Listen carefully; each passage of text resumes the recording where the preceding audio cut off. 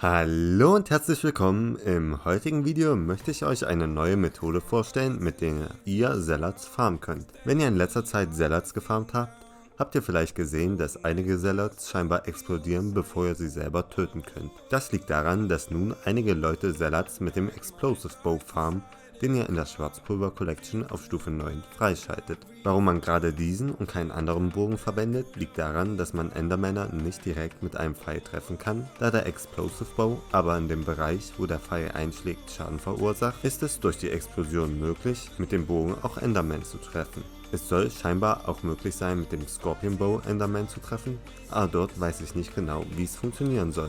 Um nun aber effektiv Zealots damit zu farmen, reicht der Explosive Bow allein aber nicht aus, da er viel zu wenig Schaden macht, um Zealots zu one-hitten. Selbst mit einem verzauberten Bogen, einer sehr guten Rüstung und vielen Talismanen wird der Schaden auch nicht komplett ausreichen, um 13.000 Schaden zu machen. Aber zum Glück gibt es auch noch Tränke wie Archery, Critical oder Stärke, und wenn ich diese Tränke verwende, reicht mein Schaden aus, um Zealots zu one-hitten. Aber selbst mit diesem Setup werden manche von euch vielleicht immer noch zu wenig Schaden machen. Das ist aber auch kein Problem, denn es ist auch möglich, kurz nachdem ihr den Pfeil abgeschossen habt, auf euer Schwert zu wechseln, wodurch ihr dann mit dem Pfeil genügend Schaden macht, wenn ihr in der Nähe der Zealots einschlägt.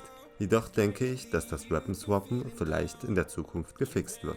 Bei den Verzauberungen von dem Bogen würde ich euch aber raten, kein Aiming zu verwenden, da ansonsten die Pfeile zu den anderen Mobs im Dragon Nest fliegen und nicht in der Nähe der Zealots einschlagen, was das Zealot Farm für euch verlangsamen würde. Ob ihr mit der Methode wirklich schneller seid im Vergleich zu den Leuten, die mit 400 Speed oder mehr rumrennen, ist schwer zu sagen. Denn zu einem hat die Methode den Vorteil, dass ihr nun nicht mehr direkt zu den Zealots hinrennen müsst, um sie zu töten, denn selbst wenn ihr einen Special Zealot spawnt, wird er in eurer Nähe gespawnt, wodurch ihr keine Angst haben müsst, dass euch ein Summoning Eye gestohlen wird. Der Nachteil ist aber, dass es keinen optimalen Spot zum Farmen gibt. Als ich mit dem Bogen gefarmt habe, stand ich immer auf der höchsten Säule, von dort kann man aber nicht alle Spawnpunkte mit dem Bogen erreichen. Ein weiterer Nachteil ist aber, dass ihr an dem Punkt, wo ihr mit dem Bogen schießt, alleine sein müsst, da ansonsten andere Leute eure Pfeile blocken oder wie es mir passiert ist, dass andere Leute euch nerven, indem sie ein Mana-Orb in euch platzieren, um euch das Farmen zu erschweren.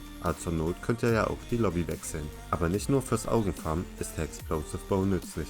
Denn wenn ihr mit jemand anderem zusammen Comet XP farmen wollt, indem einer Enderman mit Enderperlen spawnt, könnt ihr ganz einfach und bequem aus sicherer Entfernung alle Endermen mit einmal töten, wenn ihr den Explosive Bow verwendet.